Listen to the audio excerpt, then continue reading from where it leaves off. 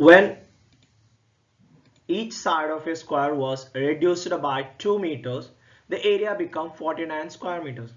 What was the length of the side of the original square?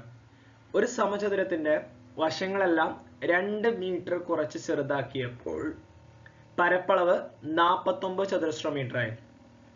ആദ്യത്തെ സമചതുരത്തിന്റെ വശങ്ങളുടെ നീളം എത്ര മീറ്റർ ആയിരുന്നു? അതായത് ആദ്യം നമ്മളുടെ കയ്യിൽ ഒരു സമചതുരം ഉണ്ടായിരുന്നു. ആ സമചതുരത്തിന്റെ എല്ലാ സൈഡുകളും 2 സെന്റിമീറ്റർ മൈനസ് ചെയ്തു. അപ്പൊ ആദ്യത്തെ സമചതുരത്തിന്റെ ഒരു സൈഡിന് അഥവാ ആദ്യത്തെ സ്ക്വയറിനെ നമ്മൾ എക്സ് എടുത്തു. അപ്പോൾ രണ്ടാമത്തെ സ്ക്വയർ എന്തായിരിക്കും? എക്സ് മൈനസ് 2 ആയിരിക്കും.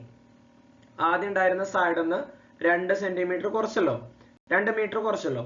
അപ്പൊ ആദ്യത്തെ സമചതുരം അഥവാ ആദ്യത്തെ സ്ക്വയറിന്റെ സൈഡ് എക്സ് എങ്കിൽ രണ്ടാമത്തെ എന്തായിരിക്കും? എക്സ് മൈനസ് 2 ആയിരിക്കും. ഇനി രണ്ടാമത്തെ ഏരിയ തന്നിട്ടുണ്ട്. സ്ക്വയറിന്റെ ഏരിയ എന്ന് പറഞ്ഞാൽ സൈഡ് ഇൻറ്റു സൈഡ് ആണ്, അല്ലെങ്കിൽ സൈഡിന്റെ സ്ക്വയർ ആണ്. ഓക്കെ, അപ്പൊ സൈഡ് റെഡ്യൂസ്ഡ് ബൈ 2 മീറ്റർ, വശങ്ങൾ 2 മീറ്റർ കുറച്ചപ്പോൾ നമുക്ക് എന്ത് കിട്ടി? ഏരിയ 49 തന്നിട്ടുണ്ട്. ഏരിയ എന്ന് പറഞ്ഞു കഴിഞ്ഞാൽ സൈഡിന്റെ സ്ക്വയർ ആണ്, അല്ലെങ്കിൽ സൈഡ് ഇൻറ്റു സൈഡ്. അപ്പൊ എക്സ് മൈനസ് 2ന്റെ സ്ക്വയർ ഈക്വൽ ടു 49 വരും. ഇനി 49 എന്തിന്റെ സ്ക്വയർ ആണ്? ഏത് സംഖ്യ 2 പ്രാവശ്യം ഗുണിക്കുമ്പോഴാണ് 49 കിട്ടുക? അല്ലെങ്കിൽ x minus 2 equal to root 49 എന്ന് എഴുതാം നമുക്ക്.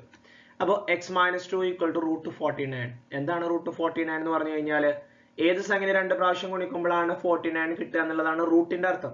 ഓക്കെ, സ്ക്വയർ കളയാൻ എന്ത് ചെയ്യണം? റൂട്ട് എടുക്കണം. സ്ക്വയർ കളയാൻ റൂട്ട് എടുക്കണം. അപ്പൊ x minus 2 the whole square equal to 49. അപ്പൊ x minus 2 equal to root 49. ഏത് സംഖ്യ 2 പ്രാവശ്യം ഗുണിച്ചാൽ 49 കിട്ടും? 7ന്. അപ്പൊ എക്സ് മൈനസ് 2 ഈക്വൽ ടു 7. മൈനസ് 2നെ അപ്പുറം കൊണ്ടുപോകുമ്പോൾ എന്താവും? പ്ലസ് 2 എന്നാവും. അപ്പൊ എക്സ് ഈക്വൽ ടു 7 പ്ലസ് 2 9 എന്ന് കിട്ടും. അപ്പൊ എക്സ് എന്താണ്?